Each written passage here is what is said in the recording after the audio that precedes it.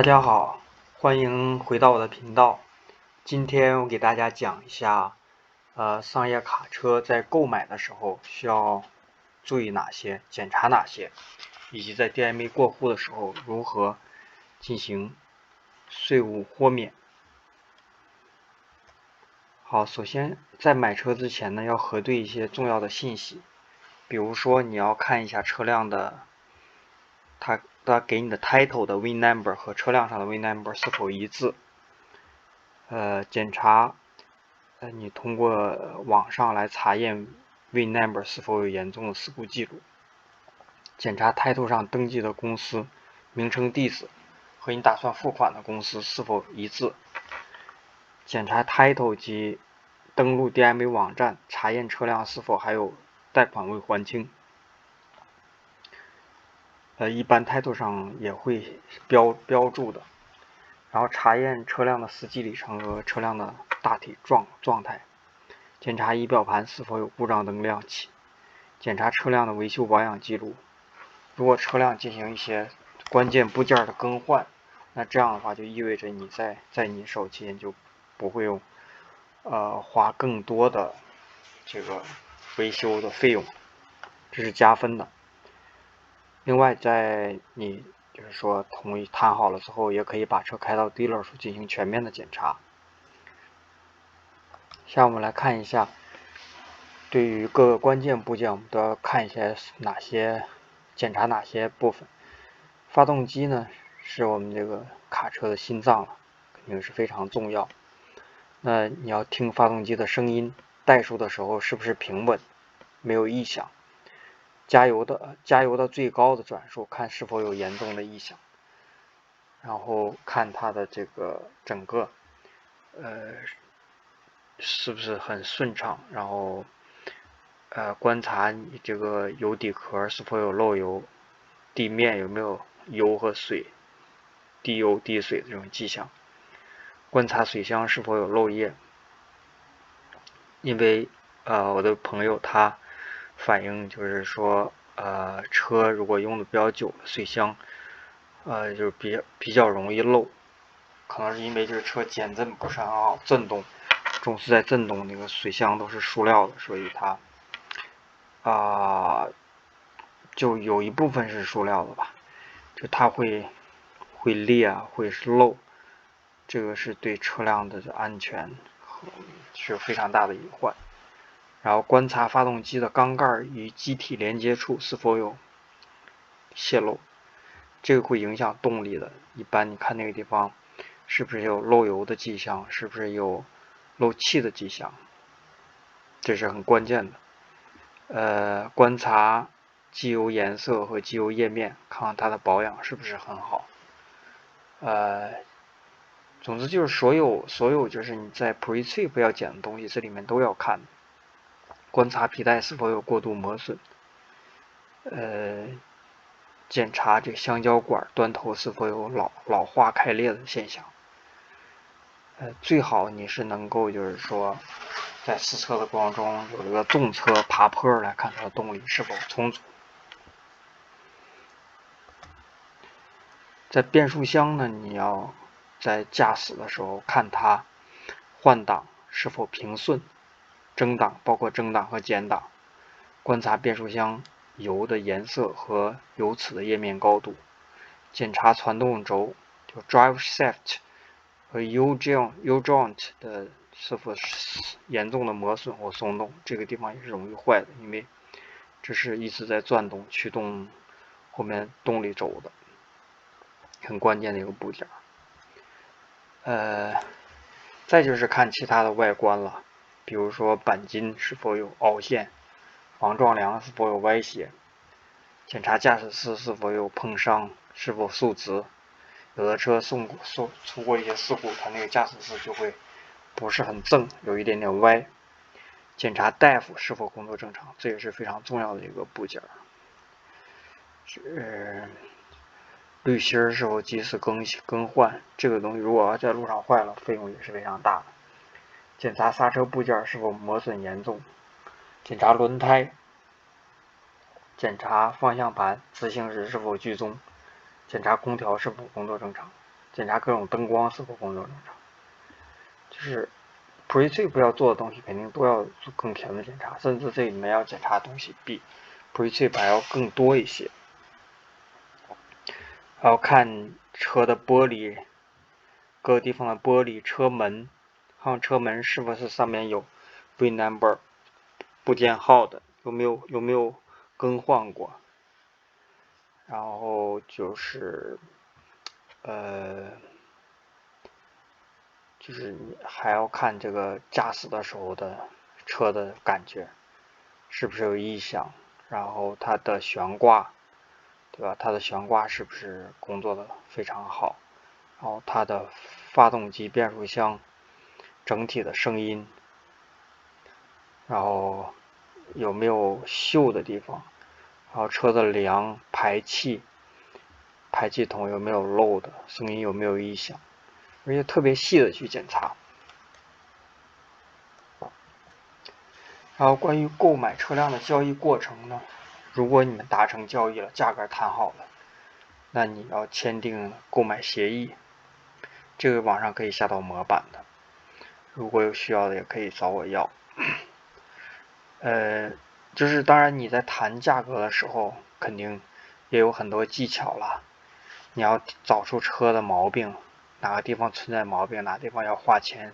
怎么样的，然后你就要想办法压价。然后付款呢，一般你就是去银行开一个 certificate check， 这样的话就是银行给你开出这种，就是证明你账上是有足够资金的，不是你手写的那种，手写的那种额度比较大。如果别人找我来买车，我肯定也不一定信任你账上是不是有那么多钱，但是你在银行开出来这种，它肯定是证明你账上有足够的钱的。另外就是你用公司户的开的支票去付给对方的公司，也不是你个人的这个行为来购买车辆。然后车辆交付呢，一般来说 tractor 可能车头你就要自己去开了，如果是 trailer 的话，很多人是愿意，如果距离不是特别远，都愿意给你送到你指定的地点。title 的话，对方一定要签好字。如果你给付款的时候是在银行的话，那么你的 title 和你的购车协议，甚至你这个 bill of sale 都可以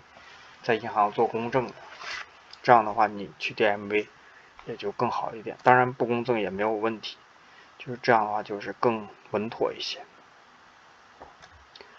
然后到 DMV 过户，这里面我要着重讲一个，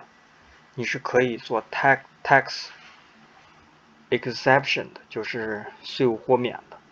这种商业卡车，各个州都有规定。对于纽约州很多车辆，你可以去查得到。比如说商业卡车，在你的重量大于2600磅，你运营超过1年时间段，这样的情况下你是可以申请免税的。当然你这个也不需要提供什么资料了。然后还有一些农用车辆、紧急救护车辆、混动和电动车，还有一些残障用车等等吧，它的规定都不太一样，你可能要自己去找。当然很多时候是没有人去 DMV， 我去 DMV 过户的时候，我买的 trailer 就他直接给我扔出来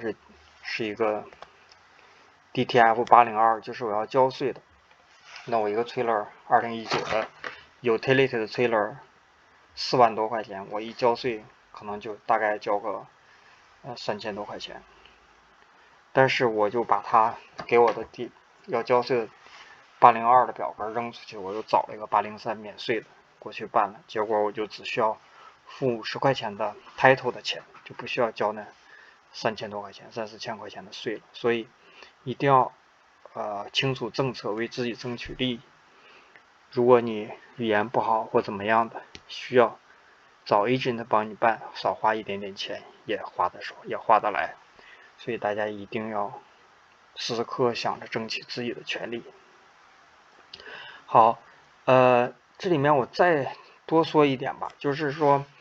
现在买二手车，因为今年2021年这个二手车的行情实在是让人难以想象，crazy expensive， 就是车太贵了。就比以前的贵，几乎是翻倍了这个价格。原来4、5万块钱、5万左右的车，现在都可能要7、8万块钱，非常的贵。所以基于这种情况，我的感觉是，如果你买新车的话，我觉得可能在当下还倒是一个好的选择，因为你买一个新车50万卖都是有这个 warranty 的，就是说你车坏了，人家是给你自保的，就相当于你在维修费用上要省很多钱，也会省心嘛。假如一辆车你买了开到50万卖掉，你可以算一笔账，就是说这一辆车16万、17万，对吧？16万多，你开上到50万，大概也就是2年左右吧。如果 team 的话，可能要开2年，甚至2年多一点。如果是 solo 的话，可能开得更长一点。就是开到50万卖掉，你现在50万的车，2019的一个车价大概也在10万了。也就是说你开50万卖，你才花了大概7万块钱。如果是说你按照这个车价比较低的一个情况，就是没有今年这么疯狂二手车，那么你的车价就算你8万块钱，那你的车跑了50万，也就花了大概8万、8、9万吧。你买新车肯定要向联邦政府交一个车辆的一个税的，肯定会多一点。我们就暂且不考虑那么多，就按照8万来算，你的车能卖8万，你用了50万卖，然后你跑了，就是你花了8万块钱，那么你的用车成本实际上呢，你就是8万卖除以8万块钱除以50万卖，你每卖才1毛6的用车成本。实际上，如果你的公司运营的比较顺畅，想省事儿，我觉得车辆在你不在乎就是等这个新车的这个前提下，你买新车，我觉得到现在是一个好的选择。用到50万卖，你直接把它卖掉，变现再买新车，这样的话你整个你的驾驶员也很舒适，你的车主也不用太操心，整个运营我觉得就会比较好一些。这仅是我的一点点想法吧，仅供大家参考。如果大家在买车过户和各个方面有什么问题，可以在下方评论留言，也可以如果大家有好的车源，也可以在评论区里相互交流，让大家都知道，及时能够为我们这些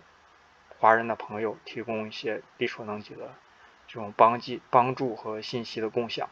感谢大家的收看收听，我们下期再会，谢谢大家，拜拜。